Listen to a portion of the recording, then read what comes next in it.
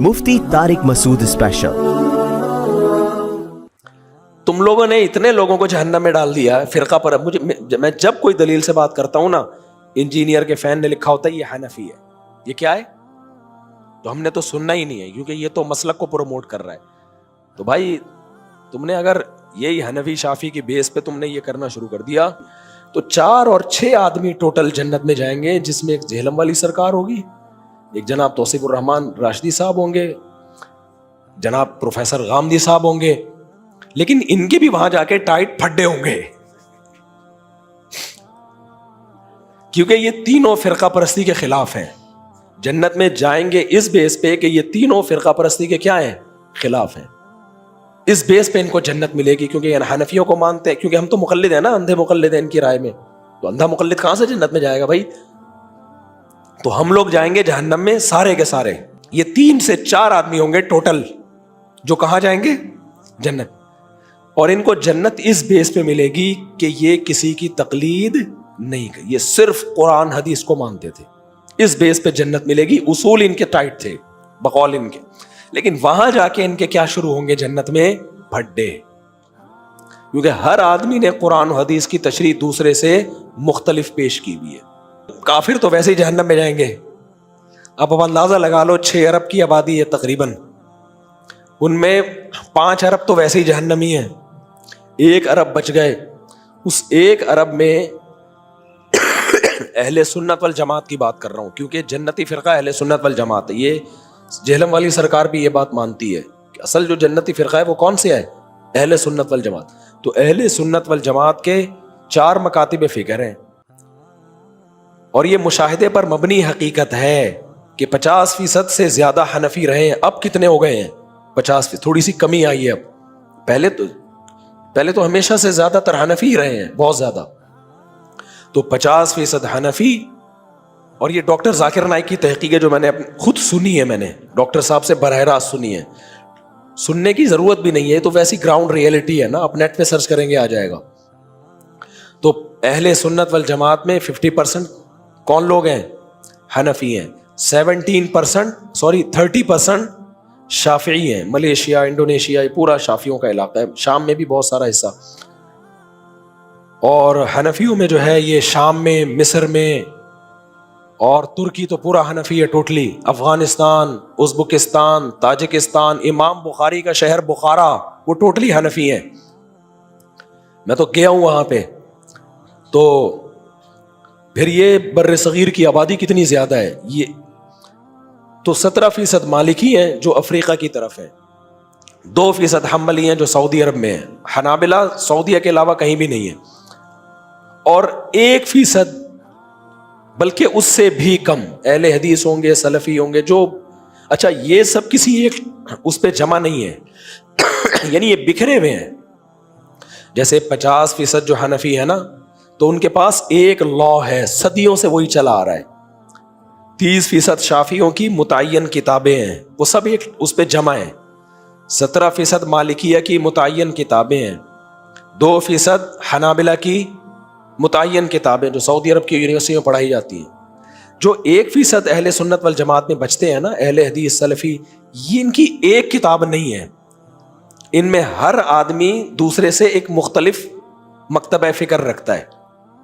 समझते हो कि नहीं, इसमें जेहलम वाली सरकार के अलग नजरिए हैं, जनाब तौसीफुर रहमान राशिदी साहब की अलग दुनिया है, मौलाना इसहाक साहब जो थे अभी कुछ दिन पहले उनका इंतकाल हुआ, अल्लाह उनकी मगफिरत करे, उनका एक अलग होगा। फिर नासिरुद्दीन अलबानी की एक अलग राय होगी, शेख बिन बाज की एक, अगरचे शेख बिन बाज 90% हम्बली थे वो, बल्कि 99% हम्बली थे, 1% में उन्होंने थोड़ा सा उम्मत के इजमा से इनहराफ किया है। तो वो जो 1% बचते हैं वो भी किसी भी जगह पे टिके हुए नहीं है। तो अब मुझे एक बात बताओ कि 5 अरब तो गए जहन्नम में काफिर, 1 अरब में 99% जो अहले सुन्नत वल जमात में थे वो फिरका परस्ती की वजह से जहन्नम में जाएंगे। भले बाद में निकल आएंगे लेकिन जाएंगे तो ना, क्योंकि फिरका परस्ती तो जहन्नम में ले जाती है इंसान। और जो 1% बचेंगे उनमें भी वो एक दूसरे के खिलाफ हैं, वो कहता है ये ठीक नहीं, वो कहता है ये ठीक नहीं। تو 4 اور 6 آدمی ٹوٹل جنت میں جائیں گے، جس میں ایک جہلم والی سرکار ہوگی، ایک جناب توصیف الرحمان راشدی صاحب ہوں گے، جناب پروفیسر غامدی صاحب ہوں گے، لیکن ان کے بھی وہاں جا کے ٹائٹ پھڈے ہوں گے، کیونکہ یہ تینوں فرقہ پرستی کے خلاف ہیں. جنت میں جائیں گے اس بیس پہ کہ یہ تینوں فرقہ پرستی کے کیا ہیں؟ خلاف ہیں. اس بیس پہ ان کو جنت ملے گی، کیونکہ یہ حنفیوں کو مانتے ہیں، کیونکہ ہم تو مقلد ہیں نا، اندھے مقلد ہیں ان کی رائے میں. تو اندھا مقلد کہاں سے جنت میں جائے گا بھائی؟ تو ہم لوگ جائیں گے جہنم میں سارے کے سارے. اور میرے تو اللہ معاف فرمائے اتنے بچوں کے ساتھ اتنی بڑی فیملی آدھی جہنم، تو اللہ بچائے. ہمارے خاندان سے نا کہیں اللہ بچائے یار جہنم سے، ڈر بھی لگ رہا ہے ایسی باتیں کرتے ہوئے، ٹھیک ہے نا. تو اب مجھے ایک بات بتاؤ، یہ 3 سے 4 آدمی ہوں گے ٹوٹل جو کہاں جائیں گے؟ جنت. اور ان کو جنت اس بیس پہ ملے گی کہ یہ کسی کی تقلید نہیں کی، یہ صرف قرآن حدیث کو مانتے تھے، اس بیس پہ جنت ملے گی. اصول ان کے ٹائٹ تھے بقول ان کے، لیکن وہاں جا کے ان کے کیا شروع ہوں گے جنت میں؟ پھڈے. کیونکہ ہر آدمی نے قرآن و حدیث کی تشریح دوسرے سے مختلف پیش کی ہوئی ہے. سمجھتے ہو کہ نہیں سمجھتے؟ تو اس لیے میرے بھائی یہ منجن بک رہے ہیں فرقواریت کے نام پہ. اور کوئی حنفی یا دیوبندی اگر غلط کر رہا ہے تو وہ دیوبندیت کے کھاتے میں مت ڈالو. دوسری بات میں بار بار آپ سے کہتا ہوں، دیوبندی کوئی فرقہ نہیں ہے. جہلم والی سرکار کہتی ہے 1857 میں دیوبند مدرسے کی بنیاد رکھی گئی، اس سے پہلے دیوبند نام کا کوئی فرقہ نہیں تھا. تو دیوبند مدرسے کی بنیاد رکھی گئی ہے، لہذا یہ 1857 میں پیدا ہونے والا فرقہ ہے. میں جناب سے عرض کرتا ہوں جہلم اکیڈمی کی بنیاد سن 2006 یا 7 میں رکھی گئی ہے. اگر 1857 میں دیوبند مدرسے کی بنیاد رکھنے سے ایک نیا فرقہ اس کو آپ کہہ رہے ہو، تو جہلم اکیڈمی تو 2057 7 یا 6 میں، ہو سکتا ہے سال آگے پیچھے ہو جائے، 2000 کے بعد ہی رکھی گئی ہے. تو یہ تو بالکل لیٹسٹ ورژن ہو گیا کہ نہیں ہو گیا؟ نہیں آئی میرا خیال ہے بات سمجھ. اور بھائی مدرسے کی بنیاد 1857 میں رکھی گئی ہے، فرقہ 1857 میں وجود میں نہیں آیا ہے. سوال پیدا ہوتا ہے جب فرقہ وجود میں نہیں آیا ہے تو اس کو دیوبند کا دم لگانے کی ضرورت کیا تھی؟ اس پہ سیدھا سیدھا مسلمان بولتے ہیں اپنے آپ کو. دم لگانے کی ہم نے نہیں لگائی ہے، یہ دم پبلک نے لگائی ہے. کیونکہ کچھ علماء ایسے تھے، جناب احمد رضا خان بریلوی صاحب، ان کے نظریات بہت ڈیفرنٹ تھے. وہ میلاد شریف اور تیجا 40واں 12 ربیع الاول ان چیزوں کو بہت پروموٹ کیا انہوں نے. تو جن لوگوں نے احمد رضا خان بریلوی کو فالو کیا ان کو بریلوی کہا جانے لگا. جنہوں نے ان کو فالو نہیں کیا، یہ نہیں کہ جنہوں نے علماء دیوبند کو فالو کیا، نہ، جنہوں نے احمد رضا خان بریلوی کی تعلیمات سے اتفاق نہیں کیا، ان کو عوام نے فرق کرنے کے لیے کیا کہنا شروع کر دیا؟ دیوبندی کہنا شروع کر دیا. ورنہ یہ وہی اسلام ہے جو ہندوستان میں آیا تھا، قدیم اسلام. سمجھتے ہو کہ نہیں سمجھتے؟ اور وہ فقہ حنفی کی شکل میں آیا تھا. دوسری بات یہ کہ جہلم والی سرکار نے جتنی حدیثوں کی تحقیقات پیش کرتی ہے نا جہلم والی سرکار، وہ ساری حدیثیں کی تحقیق شافیوں سے لی ہوتی ہے یا حنفیوں سے لی ہوتی ہے. آپ کو پتا ہے جب ہم کسی حدیث کو صحیح یا ضعیف کہتے ہیں نا، تو علامہ ابن حجر کی تحقیق کے بغیر یہ کہنا ممکن نہیں ہوتا. اور وہ کٹر شافعی تھے، تو وہ بھی فرقہ پرست ہو گئے. کیا خیال ہے بھائی؟ حتیٰ کہ ناصر الدین البانی رحمہ اللہ تعالیٰ جو سلفی عالم ہے، وہ بھی جب کہتے ہیں نا کسی حدیث کو صحیح ہے یا ضعیف، تو کس کی تحقیق سے فائدہ اٹھا رہے ہوتے ہیں؟ علامہ ابن حجر. وہ کیا تھے؟ ساری دنیا کو پتا ہے کہ وہ شافعی تھے. صحیح مسلم کی جو سب سے مستند شرح لکھی گئی ہے، پوری دنیا میں سب سے زیادہ پڑھی جاتی ہے، وہ علامہ نووی رحمۃ اللہ علیہ کی ہے، جن کی ریاض الصالحین بھی ہے، سعودی عرب کی یونیورسٹیوں پڑھائی جا رہی ہے. وہ پکے کیا تھے؟ شافعی تھے. وہ تو جگہ جگہ لکھتے ہیں. امام بہقی، آج کتنی حدیثیں پیش کی جاتی ہیں امام بہقی سنن کبریٰ البہقی میں، وہ پکے کیا تھے؟ وہ شافعی تھے. تو اتنے بڑے بڑے علماء. پھر صحیح بخاری کی 2 شروحات دنیا میں سب سے زیادہ پھیلی ہیں، ایک ابن حجر اسقلانی کی اور ایک علامہ عینی کی عمدۃ القاری. ایک ان میں پکے شافعی تھے، دوسرے ان میں پکے حنفی تھے. عرب علماء بھی حوالہ دے رہے ہوتے ہیں. علامہ عینی نے یہ لکھا ہے بخاری کی شرح میں، حالانکہ وہ حنبلی ہیں، تو وہ حوالہ کس کا دے رہے ہوتے ہیں؟ شافعی کا.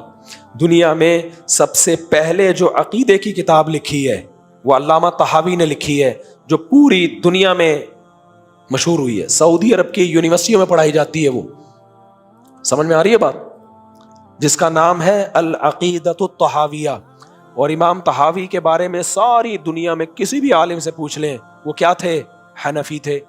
تو ابے تمہاری تو سالہ کچھ بچا ہی نہیں تمہارے پاس. تم لوگوں نے اتنے لوگوں کو جہنم میں ڈال دیا فرقہ پر. میں جب کوئی دلیل سے بات کرتا ہوں نا، انجینئر کے فین نے لکھا ہوتا ہے یہ حنفی ہے، یہ کیا ہے؟ تو ہم نے تو سننا ہی نہیں ہے، کیونکہ یہ تو مسلک کو پروموٹ کر رہا ہے. تو بھائی تم نے اگر یہی حنفی شافی کی بیس پہ تم نے یہ کرنا شروع کر دیا تو جنت میں دال چاول کے علاوہ کچھ بھی نہیں ملے گا. ایک آدمی کو خواب آیا ایک آدمی کو نا، تو خواب میں میدان حشر قائم تھا، ایک طرف جنت ایک طرف جہنم. تو اس نے پوچھا کہ بھائی وہ کہاں جانا ہے؟ اس نے کہا خود دیکھ لے کہاں جانا ہے تو نے. جہنم کا وزٹ کیا تو دیگیں چل رہی تھی اس میں، دیگوں پہ دیگ نا، بریانی کی دیگ ڈھکن کھل رہا ہے، قورمے کی دیگ. بڑا حیران ہوا، خواب میں دیکھ رہے ہیں. جب جنت میں گیا تو دال چاول سوکھے. اس نے فرشتوں سے پوچھا کہ یار یہ کیا مذاق ہے یار، یہ کیا چل رہا ہے یہاں پہ؟ فرشتوں نے کہا 4 آدمیوں کے لیے دیگ پکائیں کیا؟ ٹوٹل 4 آدمی جنت میں آئے ہیں. ایک انجینئر علی مرزا صاحب آئے ہیں، ایک جناب توصیف الرحمان راشدی صاحب، ایک پروفیسر غامدی صاحب، اور ایک ان کے داماد حسن. کیونکہ 4 آدمی سمجھتے ہیں دنیا میں یہی ہیں، باقی سارے کیا تھے؟ ابو حنیفہ، شافعی، مالک، احمد بن حنبل، اور یہ محدثین کی ایک خلافتیں چلی ہے. پہلے بنو امیہ کی خلافت میں زیادہ تر حنفی تھے جو ججز کے عہدے پر فائز تھے. پھر بنو عباس میں بھی زیادہ تر، جو اسلامی عدالتوں میں زیادہ تر، سب نہیں وہ بھی احناف زیادہ. پھر خلافت عثمانیہ تو قائم ہی احناف نے کی ہے، وہ تو ٹوٹل حنفی تھے جنہوں نے ترکی پہ خلافت قائم کی اور حرمین کو بچا کے رکھا انہوں نے. لیکن ان کا ظرف بڑا تھا، ان کو وہ فرقہ پرست نہیں تھے. وہ کہتے تھے ہم حنفی ہیں لیکن شافعی بھی ہمارے بھائی ہیں، وہ بھی قرآن و حدیث کو مانتے ہیں. جہاں اختلاف ہوتا ہے تو امام شافعی کی رائے کو ترجیح دیتے ہیں. انہوں نے سعودی عرب سے فقہ حنبلی کو ختم نہیں کیا. حکومت حنفیوں کی تھی حرمین پر، لیکن حرم میں مصلی حنابلہ کا بھی تھا. ٹھیک ہے بھائی، یہ بھی ہمارے بھائی ہیں. اس بیس پہ امت میں چھوٹی موٹی کبھی لڑائی کسی جاہل میں ہو گئی ہے تو ہو گئی ہو، بڑے پیمانے پر امت میں ان بیسس پہ لڑائی نہیں. اب آ کے ان کمبختوں نے کیا کیا ہے؟ اتحاد کے نام پہ لڑائیاں ڈال دی ہیں. محلے میں نا چند فسادی عورتیں ہوتی ہیں جو جوڑ کے چکر میں لڑوا رہی ہوتی ہیں، ہر محلے میں ہوتی ہیں. وہ بڑی خیر خواہ بن کے آتی ہیں، ساس کو بہو کے بارے میں سمجھائیں گی، بہو کو ساس، وہ کیا کر دیتی ہیں؟ لڑا دیں. تو یہ فسادی ٹائپ کے وہی خواتین جیسے، بعض سب خواتین نہیں ہوتی بھائی، لوگ کہتے ہیں خواتین کے خلاف بولتے ہیں. میں پاگل تھوڑی ہوں، میں اپنے گھر میں عزت کے ساتھ میں نے رہنا ہے. تو بعض مرد بھی فسادی ہوتے ہیں نا، جن کی میں مثالیں دے رہا ہوں تو مرد ہیں.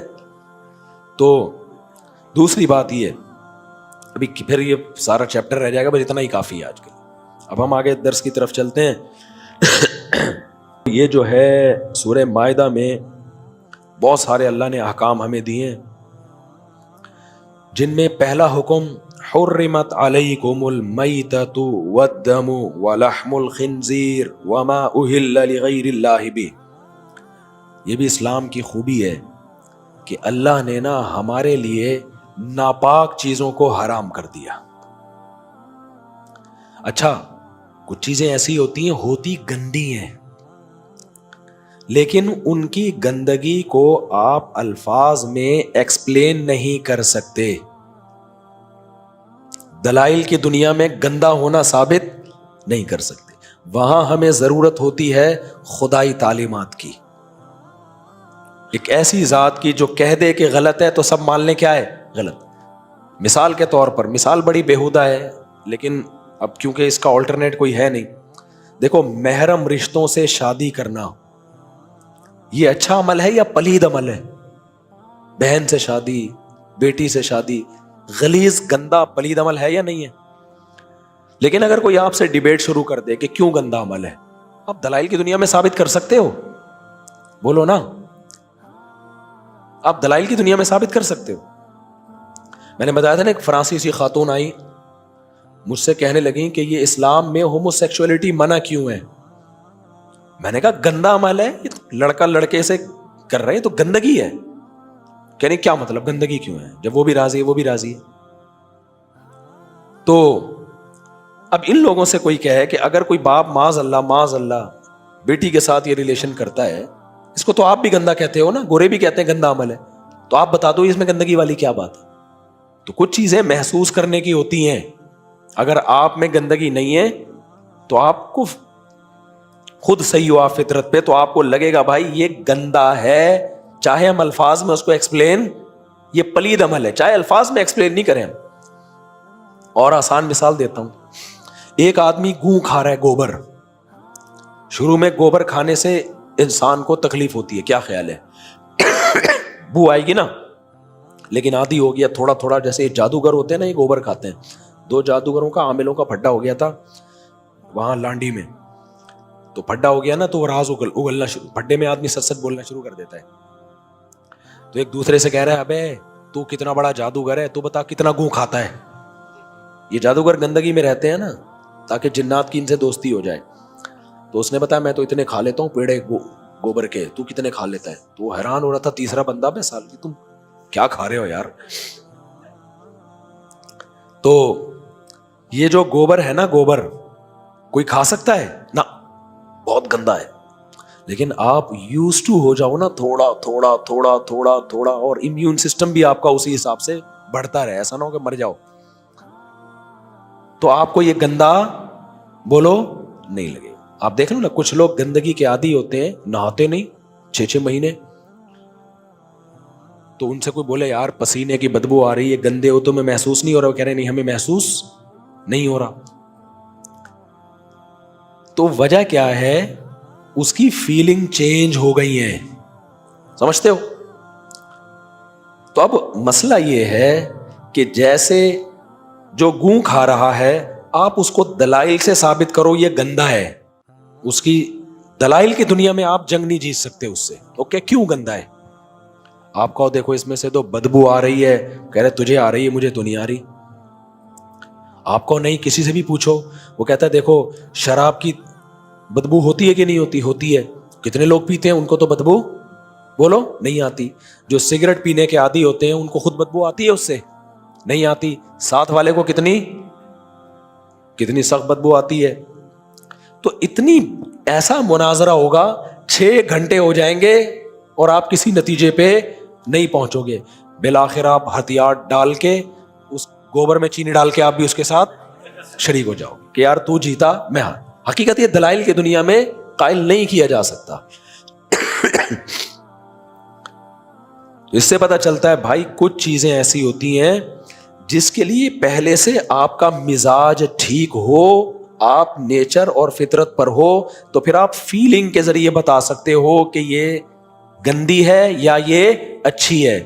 فیلنگ اگر آپ کی نیچر پر ہے، اگر آپ کی فیلنگ نیچر پر ہے، بیٹی یا بہن سے شادی کا انسان تصور بھی نہیں کر سکتا۔ اگر آپ کی فیلنگ نیچر پر ہے، ہومو سیکشولیٹی کے عمل سے آپ کو الٹی سن کے بھی الٹی آنا شروع ہو جائے گی، لیکن نیچر چینج ہو گئی تو گئے کام سے۔ اب خوب سمجھ لو، اسلام نے ہمیں بتا دیا کہ ہومو سیکشولیٹی بری چیز ہے، محرم رشتوں سے نکاح کرنا بری چیز۔ کل جو آیتیں آئی تھی نا، اللہ نے بتایا ماں سے نہیں نکاح کر سکتے، بیٹی سے نکاح نہیں کر سکتے، اور پھپھی سے نکاح نہیں کر سکتے، خالہ سے نکاح بولو نا نہیں کر سکتے، اور سوتیلی بیٹی سے شادی نہیں کر سکتے، اپنی بہو سے شادی نہیں کر سکتے۔ یہ ہماری فیلنگ کو فطرت پہ رکھنے کے لیے، یہ دماغ سے نکال دو کہ ان سے کبھی، تمہاری ساس سے بھی نہیں کر سکتے، بہو اپنے سسر سے نہیں کر سکتی کبھی بھی نکاح، وہ باپ بن گیا ہے وہ۔ تو خوب سمجھ لو، جیسے یہ اسلام کا حسن ہے کہ اس نے ہمیں نیچر کے اصول بتا دیے کہ ماں بیٹی بہن یہ نکاح پلید عمل ہے ان سے، اور ان کے علاوہ جو غیر محرم عورتیں ہیں ان سے نکاح پلید نہیں ہے بلکہ تمہاری فطرت کا حصہ ہے. یہ اسلام اگر گائیڈ نہ کرتا تو عقل سے یہ چیزیں سمجھ میں نہیں آتی. تبھی تو گوروں میں ہومو سیکچولیٹی بھی پھیل گئی ہے, بیٹیوں سے زنا بھی پھیل گیا ہے, اور جو ایتھیس لوگ ہیں نا اب تو وہ بہن اور بیٹی سے نکاح کو بھی پروموٹ کر رہے ہیں. وہ کہہ رہے ہیں جانور بھی تو یہ کام کرتے ہیں نا, تو کر لیے انسان تو کیا ہے. تو اسی طرح یاد رکھو کچھ چیزیں کھانے پینے کی ایسی ہیں جو انسان جب سلیم الفطرہ ہوتا ہے تو اس کی طبیعت اس کی طرف کبھی بھی مائل بولو نہیں ہوتی. لیکن اگر اس میں خدائی تعلیمات ہمیں گائیڈ نہ کرتی تو ہم عقل کا غلط استعمال کر کے ان چیزوں کو حلال کر لیتے. جیسے مرا ہوا جانور, بکری مر جائے آپ کے گھر میں, انسانی طبیعت اس کے گوشت کو کھانا قبول بولو نہیں کرتی. اب گورے کی تو فطرت ہی چینج ہو گئی نا, گورے کی فطرت چینج ہو. اسی طرح کسی کتے نے جانور کا شکار کیا, بکری کا شکار کیا, ہرن کا, وہ مارا, اس کو کھا رہا ہے وہ. آپ اگر نیچر پہ ہوگے نا آپ کا دل نہیں چاہے گا کہ یہ جانور کاٹ کے میں کھا جاؤں, گھن آئے گی آپ کو. مہمان کو بولو گے نا ایک کتے نے مارا تھا, کھا رہا تھا, 6 بوٹیاں بچ گئی تھی تو میں لے آیا, یہ اس کے کباب ہیں. عقل پرست ہوگا تو آپ سے بحث, آپ کا شکریہ ادا کرے گا, تھینک یو بھائی, بوٹیاں دھو لی تھی نا کیونکہ کتے کا تھوک لگا تھا, ہاں دھو لی تھی, بس صحیح ہے, پاک ہے. تو اسلام کا مسلم قوم پر یہ احسان ہے کہ کھانے پینے کی چیزوں میں اسلام نے ایک حدود متعین کر دی. وہ چیزیں جو انسانیت پر زیب نہیں دیتی تھیں, انسانیت کے وقار کے خلاف تھیں, ان تمام قسم کے جانوروں پر اسلام نے پابندی لگا دی. تبھی خنزیر کو حرام کر دیا, کتے بلی کو حرام کر دیا. اور آپ حیران ہوں گے چائنا میں کتے بلی کھائے جاتے ہیں نا, سب چائنیز وہ بھی نہیں کھاتے, ان کو بھی گھن آتی ہے. میں جاپان گیا, میں نے بڑا سنا ہوا تھا یہ لوگ بلی کھاتے ہیں, پتا چلا نہیں کھاتے بھائی, جاپنیز بھی بلی نہیں کھاتے, چند لوگ کھاتے ہیں, ورنہ ان کو بھی بلی سے کیا آتی ہے, گھن آتی ہے. چائنا والے بھی سارے کتے نہیں کھاتے ہیں, مخصوص لوگ ہیں ان میں جو کتوں کو کھاتے ہیں. عقلی لحاظ سے تو کتا اور گائے میں کوئی فرق ہے نہیں, لیکن وہ مذہب سے اتنا دور ہو کے بھی ایک بیریئر ہے کہ یہ کتا جو ہے, کتے کے لیے تو انسان کھانے کی چیز ہے, انسان کے لیے کتا کھانے کی چیز نہیں ہے. تو یہ احکام اللہ نے ہمیں قرآن میں دیے گوشت سے متعلق. پہلا حکم حرمت علیکم المیتہ, اللہ کہتے ہیں ہر قسم کا مردہ جانور تم پر حرام. جو بھی جانور اپنی موت, مردہ کسے کہتے ہیں پتہ ہے, جس کو ذبح کر کے باقاعدہ خون اس کے رگوں سے نہ نکالا جائے. سمجھ میں آ رہی ہے بات؟ جس کو ذبح کر کے اس کے جسم سے بلڈ نہ نکالا جائے, اس جانور کو کیا کہا جاتا ہے, مردہ. جو اپنی موت مر گیا ہو, خود نہیں مارا آپ نے, اپنی موت مر گیا. بکری بیمار ہوئی, صبح انا للہ ہو گیا, اللہ کہتے ہیں انسانوں کے کھانے کی چیز نہیں ہے, مردہ ہو گیا. حالانکہ میڈیکلی کچھ بھی نہیں ہے, گوشت لے جائیں میڈیکل ٹیسٹ کرائیں. سب بھائی ہر چیز میڈیکلی نہیں ہوتی, کچھ میڈیکلی تو بیٹی سے نکاح کرنا کوئی ہے معاذ اللہ, کوئی اس میں نقصان ہے؟ میڈیکلی تو ہومو سیکچولیٹی میں بھی کوئی نقصان نہیں ہے, لیکن یہ گدھوں کے کرنے کے کام, گدھے بھی نہیں کرتے یہ کام.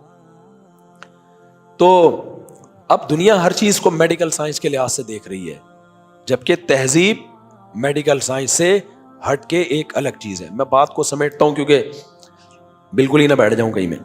تو اللہ نے فرمایا حرمت علیکم المیتۃ, تم پر مردار حرام ہے. اسی میں ایک اور فقہی مسئلہ میں بیان کر دوں کہ مچھلی بھی مردار ہی ہے. جب ہم مچھلی نکالتے ہیں نا تو وہ ذبح نہیں ہوتی, وہ کیا ہے, مردار ہے. لیکن حدیث میں آتا ہے احلت لنا میتتان, اللہ نے 2 مردار ہمارے لیے حلال کر دیے ہیں, السمک والجراد, ایک مچھلی اور ایک ٹڈی. ٹڈی سمجھتے ہیں, وہ جو کھیتوں کو چٹ کرنے والی نہیں ابھی 2-3 سال پہلے پاکستان میں بھی آئی ہوئی تھی پورے غول, وہ ذبح کیے بغیر مر بھی جائے نا تو کیا کر سکتے ہو آپ, کھا سکتے ہو. تو امام ابو حنیفہ کا اسی حدیث کی بیس پر یہ موقف ہے کہ سمندر کی مخلوق میں, پانی کی مخلوق میں صرف مچھلی حلال ہے, مچھلی کے علاوہ کوئی اور جانور پانی کا حلال نہیں ہے, کیونکہ پانی کے جانوروں کو ذبح نہیں کیا جاتا, ان میں بہتا ہوا خون ہی نہیں ہوتا نا, تو وہ سارے مردار ہی کے حکم میں ہیں, لہذا مچھلی کے علاوہ کوئی اور چیز آپ نہیں کھا سکتے. سمجھتے ہو کہ نہیں سمجھتے؟ آج بہت سے اسکالرز نے جہلم والی سرکار سمیت ابو حنیفہ کا اس مسئلے میں مذاق اڑانا شروع کر دیا, اور دلیل کے طور پر قرآن کی آیت پیش کرتے ہیں سورہ انعام کی, احل لکم صید البحر وطعامہ متاعا لکم وللسیارہ, کہ تمہارے لیے سمندر کا شکار اور اس کا کھانا حلال ہے. حالانکہ اس آیت کا سیاق و سباق آپ دیکھیں, وہاں حرم کی پابندیوں کا ذکر ہو رہا ہے کہ احرام میں تم خشکی کا شکار نہیں کر سکتے, سمندر کا شکار کر سکتے ہو. اس کا یہ مطلب نہیں ہے کہ سمندر کی ہر مخلوق حلال ہے, یعنی احرام کی حالت میں آپ حج کرنے جا رہے ہو نا یا عمرہ کرنے, سمندر میں ہو, وہاں سمندر میں شکار کر سکتے ہو آپ. احرام کی پابندیاں سمندری شکار پہ لاگو نہیں ہوتی. آپ کو پتہ ہے نا احرام میں جو مارنا بھی حرام ہے. ابے کیا ہو گیا, اس کی آواز تو تیز کر دو یار بھائی, خدا کا واسطہ, پہلے گلے کی حالت دیکھو. اور آپ احرام میں جو بھی نہیں مار سکتے آپ, سمجھتے ہو, لیکن سمندر کا شکار کیا ہے, حلال ہے. تو اس آیت سے یہ نتیجہ نکالنا اور پھر احناف پہ کیچڑ اچھالنا, مذاق اڑانا کہ دیکھو یہ قرآن کی آیت کے منکر ہیں, اندھے مقلد ہیں, تو یہ نہیں بنتا. آپ کے پاس جب تک پوری نالج نہ ہو آپ تبصرہ نہ کیا کریں. تو حدیث میں آتا ہے 2 مردار حلال ہیں, یعنی ہر طرح کے مردار حرام ہے, اس سے مستثنی کس کو کیا گیا ہے, 2 مرداروں کو. اور اسی کو حدیث میں کہا گیا مچھلی کے بارے میں, والحل میتتہ, کہ اس کا مردار ہمارے لیے حلال ہے. تو دوسری حدیث میں اس کی تفسیر ہے کہ اس مردار سے کون مراد ہے, مچھلی مراد ہے. دوسری بات یہ کہ میں نے ایک بیان میں یہ بات کہی تھی کہ اگر سمندر کی ہر مخلوق ہی حلال ہے تو سمندر سے تو ایسا ایسا گند نکلتا ہے نا, وہ چائنا والے بھی نہیں کھائیں گے وہ. تو پھر قرآن کی جو یہ آیت ہے وَيُحَرِّمُ عَلَيْهِمُ الْخَبَائِثَ, اللہ خبیث چیزوں کو تم پر حرام کر رہا ہے, اس آیت کا پھر مطلب کیا ہوگا؟ سمجھ میں آ رہی ہے بات؟ اس آیت کا کوئی مطلب پھر بنتا نہیں ہے. تو خبیث چیز ہے تو حرام ہے نا. تو بعض لوگوں نے اس کا جواب دیا, جن میں جہلم والی سرکار بھی سر فہرست ہے. انہوں نے اس کا جواب یہ دیا کہ بھئی یہ تو آپ نے خود سے اس کو خبائث میں داخل کر لیا ہے. جب اللہ کہہ رہا ہے حلال ہے تو خبائث میں داخل نہیں ہے. تو میرا پھر ایک آخری سوال یہ ہے کہ اس کا مطلب یہ ہوا کہ پھر سمندر میں یا پانی کی مخلوق میں مگرمچھ اور کچھوا بھی حلال ہونا چاہیے.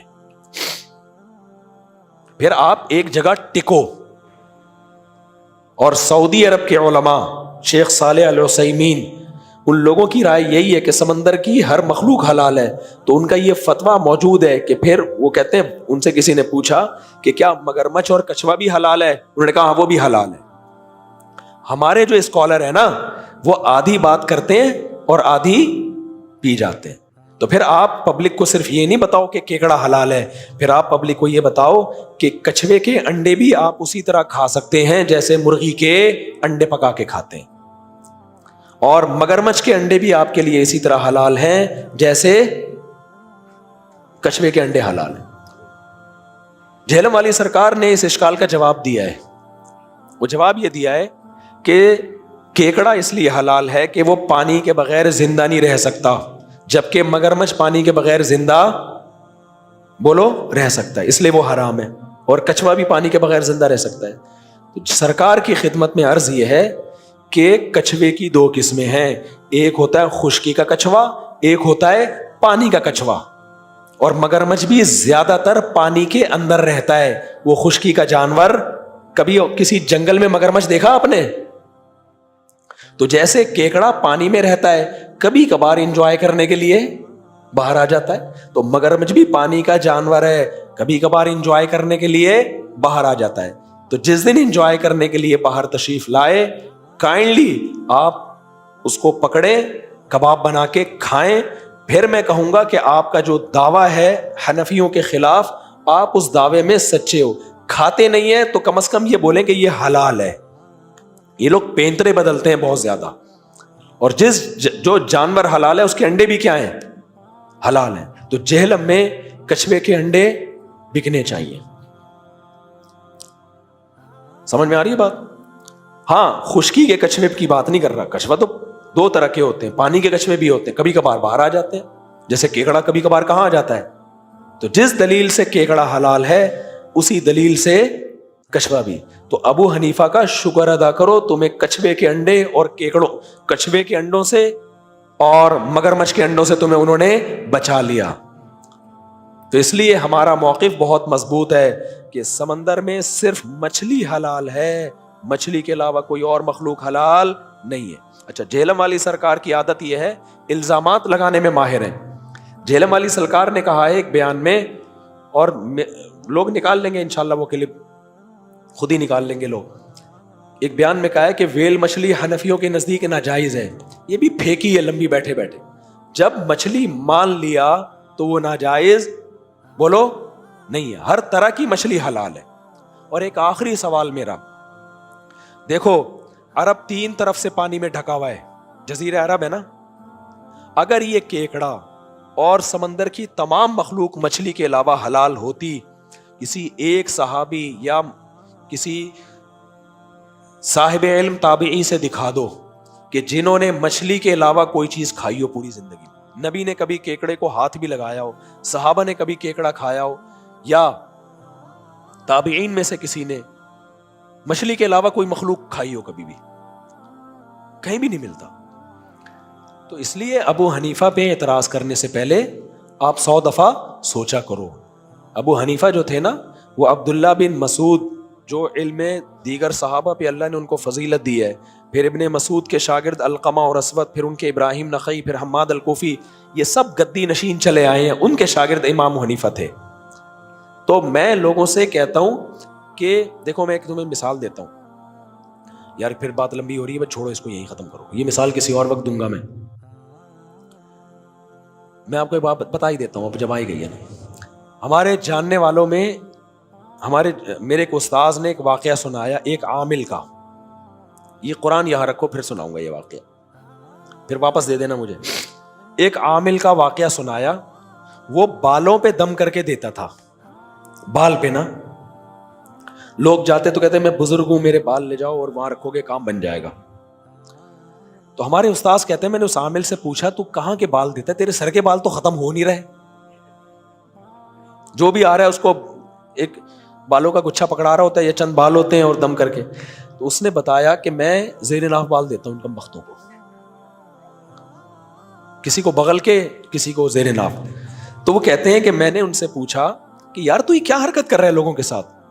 تو کہتے ہیں اس عامل نے کہا کہ یہ کمبخت خدا کا در چھوڑ کے جب میرے پاس آتے ہیں نا, تو ان کمبختوں کی یہی سزا ہے کہ ان کو گندے بال دوں میں بھی تم سے کہتا ہوں, قرآن و حدیث کو سب مانتے ہیں. قرآن و حدیث کی ایک تشریح وہ ہے جو اسلاف نے کی ہے, بڑے بڑے مجتہدین نے کی ہے. جب تم ان مجتہدین کو فالو کرنا چھوڑ دو گے نا, تو تمہاری قسمت میں آج کل کے کمبخت قسم کے اسکالر تمہیں گمراہ کریں گے. یہ تمہاری سزا ہے دنیا میں. اتنے بڑے بڑے لوگوں کو تم نے چھوڑا, اور یہ کہہ کے کہ ہم تقلید نہیں کرتے. اور کس کی تقلید میں آئے؟ آج کل کے اسکالر کی, جن کو عربی پڑھنا نہیں آتی ہے, جن کو آیتوں کا ترجمہ کرنا نہیں آتا ہے. اس لیے ہم اگر مسلک پرست ہوتے ہیں نا, تو ہم اپنی طرف بلا رہے ہوتے ہیں آپ کو. ہم مسلک پرست نہیں ہیں, تبھی تو ہم کہتے ہیں مجتہدین کو فالو کرو.